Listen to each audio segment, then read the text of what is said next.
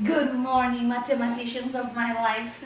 Today we are going to keep going with our conversation about decimals and we are going to keep talking about multiplication. Okay? I felt last class that the first step is more than fine for you. So the moment that we ask ourselves how many decimal spots we have in this multiplication sentence, you are more than able to answer me. Teacher, in this multiplication sentence, I have one decimal spot. And that's perfect. You can even write here on your notebook 1 or 2, depending on how many spots you have on your multiplication sentence. What I noticed that the challenge might be on the moment that, as you know how many decimal places you have, and you decided to work without the decimal point, you would stop here and how can I do this? And that would be your challenge. The moment that you don't have the decimal point there to bother you, how would you move on with this multiplication?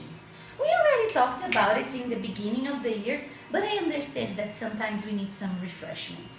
And today we are going to refresh our minds about 3 strategies: the box, FOIL, and the vertical method. And you are going to find the one that makes you feel more comfortable. Remember that the numbers you are always able to break. So for example, I can make 30 plus 6 and I can make 10 plus 2. And the moment that I am able to break these numbers, I am able to work with more strategies than only the vertical method. Let's start with the box. The strategy of the box is good when you want to visualize something. So I will organize my numbers: 30, 6, 10, 2, that gives me 12. And then I am only going to multiply the numbers. 10 times 30, 10 times 6, 2 times 30, and 2 times 6. Then I have my multiplication facts and the magic of the zero to help me, and I am able to answer all the squares. And the moment that I have all the squares answered, I can add these numbers and find my number at the end.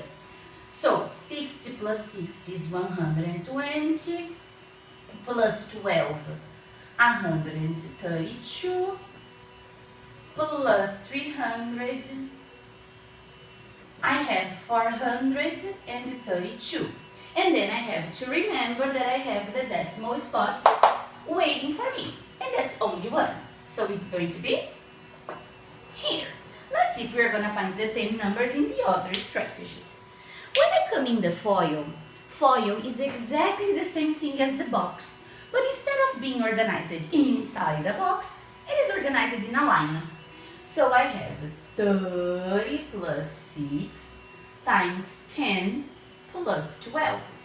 And then I just play around with the numbers.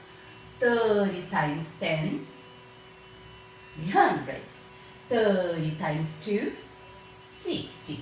6 times 10, 60 again. 6 times 2, 12.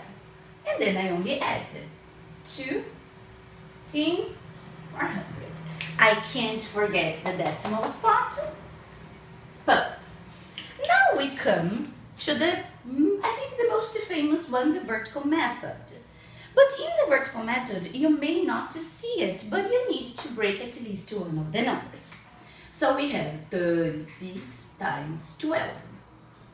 To make your multiplication, you are going to need to break the 12 in your head, but you are going to need to break your 12. So I will start the multiplication with the number 2. 2 times 6, 12, and I regroup.